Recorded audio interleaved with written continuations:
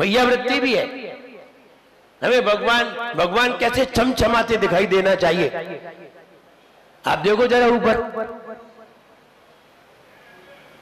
एक भी दिन जरा सा भी एक स्पॉट दिखाई दे जाए, अगर वो दिखाई दे गया और भगवान के ऊपर स्पॉट दिखाई दे रहा है और तुम आकर के दर्शन करके चले जाते हो, तो तुम्हारे अंदर भक्ति नहीं है।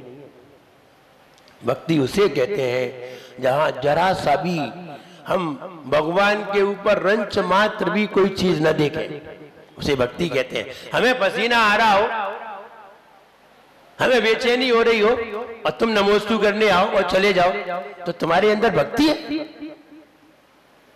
नहीं है।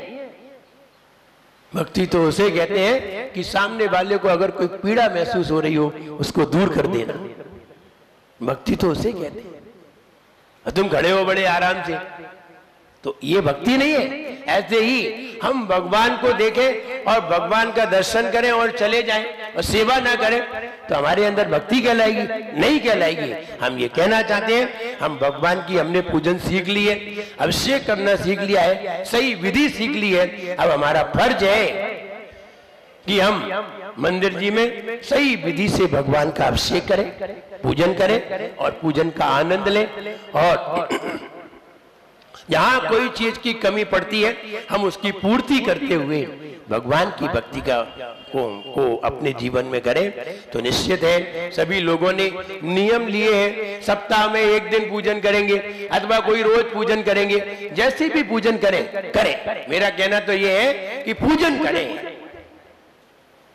कलश करें, अभिषेक करें और विधि पूर्वक करेंगे तो निश्चित फल की प्राप्ति होगी। देखो विधि पूर्वक नहीं करोगे तो फल की प्राप्ति भी नहीं होगी। हम पूजन करते हैं और फल की प्राप्ति नहीं होती, इसका मतलब ही है कहीं ना कहीं प्रक्रिया गलत है। हम दवाई भी खाते हैं और ठीक भी नहीं होते, हम दवाई भी खाते हैं और ठीक भी नहीं होते, तो बताइए क्या कमी है? कहीं ना कहीं दवाई खाने में कमी है। अगर दवाई सही ढंग से खाई जाती, डॉक्टर ने, वैद्य जी ने बताई कि दवाई कैसे खानी है, दवाई दूध से लेनी है, दवाई दूध से लेनी है। तुमने दूध से ना लेके जल से ले ली और रोज जल से ले रहे हो, बताओ फायदा होगा कि नहीं? क्यों नहीं हुआ? क्योंकि तरीके से नहीं ली। मुझे याद आता है जब हम भोपाल में थे तो भोपाल में पूजन कर रहे थे, वो पूजन शिविर लगा था, तो पूजन शिविर लगा था तो वहां चौके में जब हम पहुंचे आहार करने के लिए, तो एक श्रावक आया, बोला कि महाराज को दवाई देनी है। हम महाराज की जो बाजू में जो रूम है ब्रह्मचारी का, उसमें हम रखाए हैं दवाई अलमारी, वहां से एक पुड़िया ला करके महाराज को देना है। इतना कह करके वो जल्दी में चला गया। हुआ ये, जिससे वो कह गया उसे क्या मालूम कि दवाई कैसे देना है। वो जाकर के वहां से एक पुड़िया उठा लाया और पुड़िया उठा लाया तो पुड़िया उठा लाया और दवाई की पुड़िया उसमें अब देना थी जूस में, और उसने घोल दी पानी में। और मुझे मालूम थी कि ऐसे दवाई देनी है, लेकिन वो जूस में देनी है, अनार के जूस में देनी है, लेकिन उसने पानी में घोल दी। हमने वो दवाई ली नहीं, तो नहीं ली तो उसने सोचा कि हो सकता है कि महाराज वो जल में नहीं देनी होगी और किसी में देनी होगी, तो वो जल्दी से दूसरी पुड़िया उठा लाया। लेकिन ध्यान दे, वहीं पर हम शौच जाते थे तो शौच के लिए जो मुल्तानी मिट्टी की पुड़िया होती है वो वहीं रखी, और औषधि की पुड़िया रख गया दूसरी अलमारी में। वो तो सबसे पहले ही अलमारी में घुस गए, तो पहली अलमारी मिली उसी में से ले आए, वो थी मुल्तानी मिट्टी, और उनने जल में घोर ली।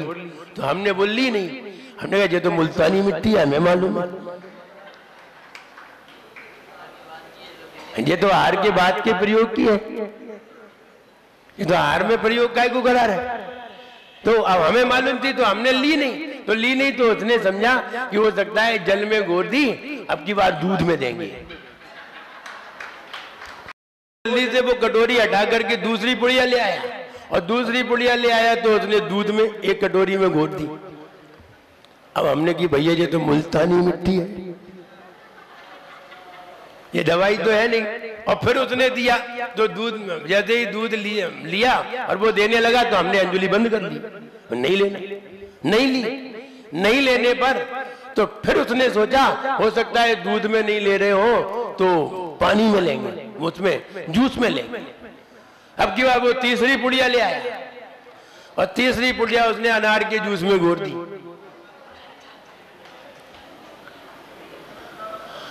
अब हमने जब देख लीजिए तो मुल्तानी मिट्टी है, तो हमने फिर नहीं ली, अंजुली बंद कर ली। और अंजुली बंद करके अब अंत में वो आ गया, जब जूस ले लिया और फल लेने के बाद जल लेने लगे, बोले महाराज वो वैद्य जी कह गए थे पुड़िया तो लेनी है। वो चौथी पुड़िया उठा लाया, और चौथी पुड़िया उठा लाया। अब वो सूखी देने लगा, हो सकता है सूखी लेना हो। तो जैसे ही वो ऐसे ही कागज से देने को हम अपनी अंजुली बंद कर लें, और जैसे ही बंद कर लें वो कहे महाराज दवाई तो लेनी है, वैद्य जी कह गए। और जब हमने नहीं ली और अंत में पानी लेके अंजुली छोड़ दी तो वो कह रहा था महाराज आज वैद्य जी नाराज होंगे, और आपने दवाई नहीं ली, 4 पुड़िया खराब हो गई। अब जब आहार हो गए तो हमने कहा कहां से दवाई लाए थे? बोले वैद्य जी बता गए थे वहां कमरे में रखी है। ये तो मुल्तानी मिट्टी है। बोले तो हमें क्या मालूम? तो हमने जब नहीं मालूम तो हमें तो मालूम है, तुम्हें तो मालूम नहीं है, तुम तो चाहे के मालूम नहीं है वो काम कर रहे हो, ऐसी भी दवाई दे रहे हो। अब समझदारी दिखानी है। जब उसने कहा कि भाई छुआरे की गुठली, क्या कहा कि गुठली निकालकर दूध में, छुआरे गुठली निकालकर दूध में उबाल कर देना है, गुठली निकालकर दूध में उबाल कर देना है। छुआरे की गुठली निकालकर दूध में उबाल कर देना है। अब इन्हें गुठली निकाली और दूध में उबाली। क्या कहा उसने? छुआरे की गुठली निकालकर दूध में उबाल कर देना है। ये थोड़ी कहा कि छुआरे देना है, छुआरे की गुठली निकालकर दूध में उबालकर महाराज को देना है। उसने वो 4-5 गुठली उसमें डाल दी। बोला महाराज वो छुआरे का दूध है। तो हमने कहा छुआरे का दूध है, इसमें रंग तो बदला ही नहीं। तो हमने ले लिया। लास्ट में जाके 5 गुठली निकली। हमने कहा ऐसा क्यों किया? बोले क्या कहते कि छुआरे की गुठली निकालकर दूध में उबाल कर देना। अब यहां हमें समझदारी रखनी है, हर चीज में समझदारी रखनी है। हम पूजन में ना समझी दिखा देते हैं। अम्मा जी आई, अम्मा जी वो केला लेकर के आ गई बड़े बड़े, तो उन्होंने केवल छीले 2 पीस कर लिए। तो बोले, तो कोई एक बहन बोली अम्मा जी केला पीस कर लाओ।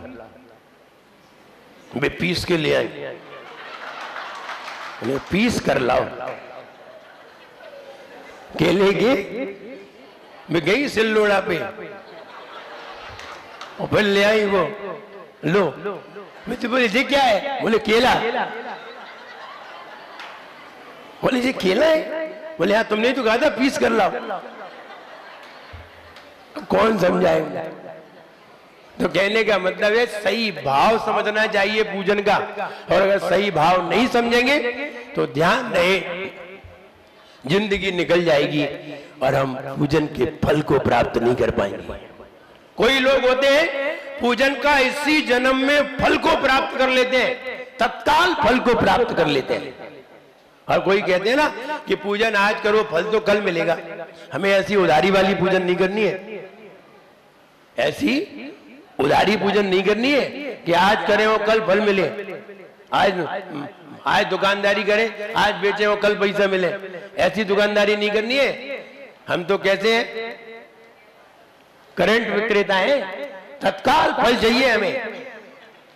और ऐसी पूजन वही पूजन है कि पूजन करते हुए तुम्हारे जीवन में तत्काल आनंद आए, यही सही पूजन है। पूजन करते करते तुम झूम उठो, पूजन करते करते तुम्हारा मन झूम उठे, यही सही पूजन है। बाकी तो सब व्यर्थ की पूजन है। तो हम ये कहना चाहते हैं पूजन का आनंद लें और पूजन में आनंद लेकर के अपने जीवन को सफल बनाएं।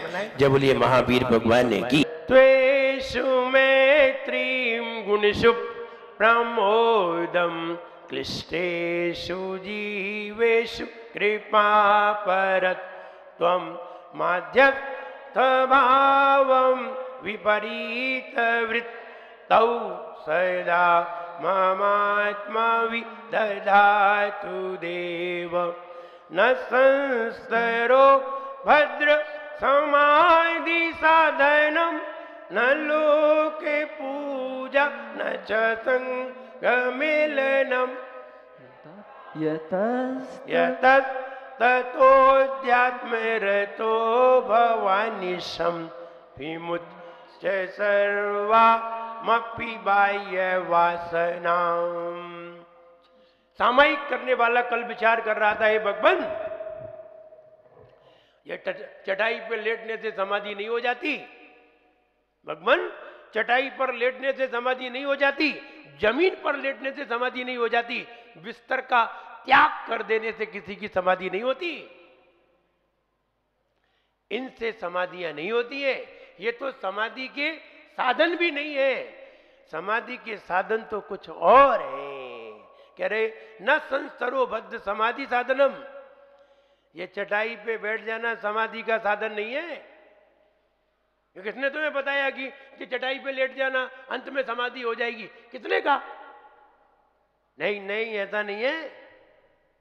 वो सामायिक में बैठा बैठा सोच रहा है चटाई पे लेट जाने से किसी की समाधि नहीं हो जाती। न लोक पूजा न च संग मेलनम, और हम संग में पहुंच जाएंगे, अंत समय में संग में पहुंच जाएंगे, वही समाधि हो जाएगी। संग में जाने से समाधि नहीं होती,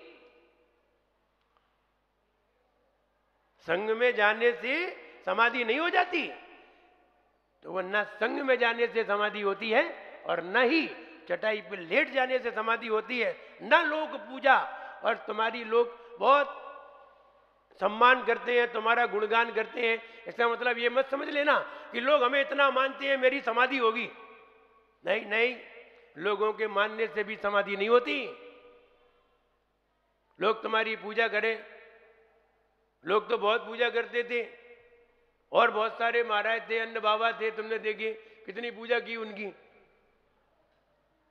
क्या इनसे समाधि होती है? नहीं नहीं, इनसे भी समाधि नहीं होती, लोग पूजा से भी समाधि नहीं होती, संग में पहुंच जाने से, संग में मिल जाने से भी समाधि नहीं होती, और चटाई पे लेट जाने से भी समाधि नहीं होती। यथा जो तथा, इसलिए अध्यात्म रतो भवानी सम, अध्यात्म में रमण करिए, अपने आत्मा में रहिए, अपने आत्मा में रह करके अपना आत्म ध्यान करिए, यही समाधि का साधन है।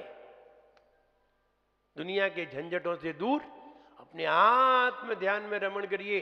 क्या लेना देना है किसी से, समता भाव में रहिए, ये समाधि का साधन है। ये घर छोड़ना, संघ की शरण लेना, साधु बनना, पीछी कमंडल लेना, सबका त्याग करना, ये सब आत्मा में रमण करने के साधन है। ये सब करोगे तभी बैठ पाओगे ध्यान में, वरना ध्यान में नहीं बैठ सकते। जैसे ही आंख बंद करके बैठोगे, पूरा घर द्वार व्यापार सब आ जाएगा दिमाग में, तो समाधि कैसे होगी? तो वो कह रहे हैं ऐसे समाधि नहीं होगी। विमुच्य सर्वामपि बाह्य वासनाम, जो बाहर की जितनी भी चीजें हैं सब छोड़ देना चाहिए अगर तुम्हें समाधि करना है तो।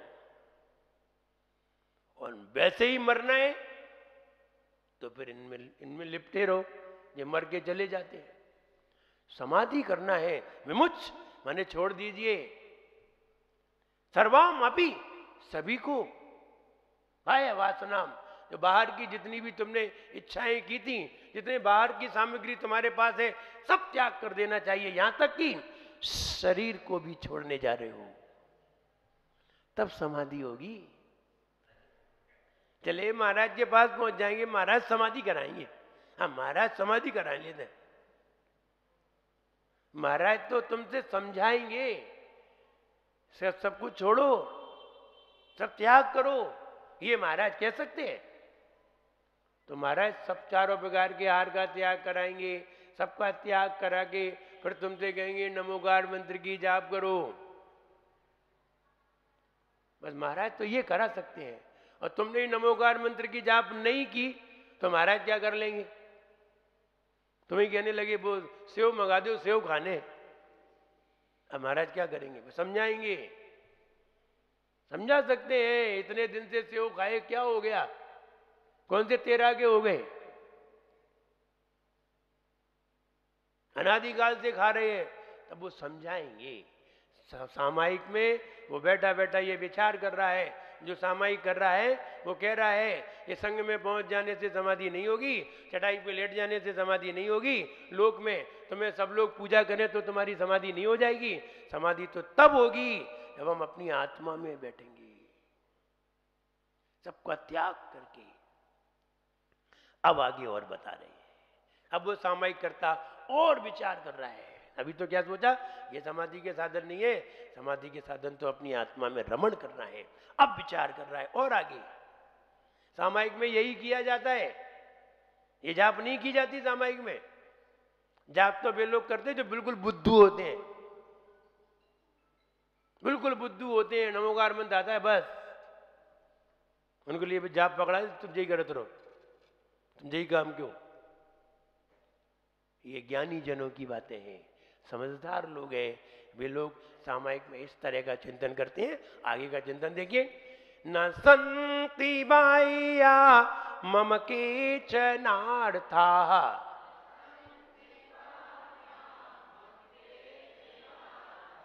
ये बाम मां लिख गए है ना, बाह्या। न संति बाह्या मम केचनार्था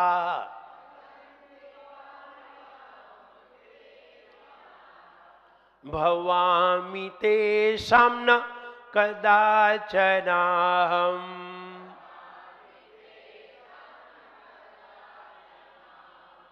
इत्थं विनिश्चित्य विमुच्य बाह्यम्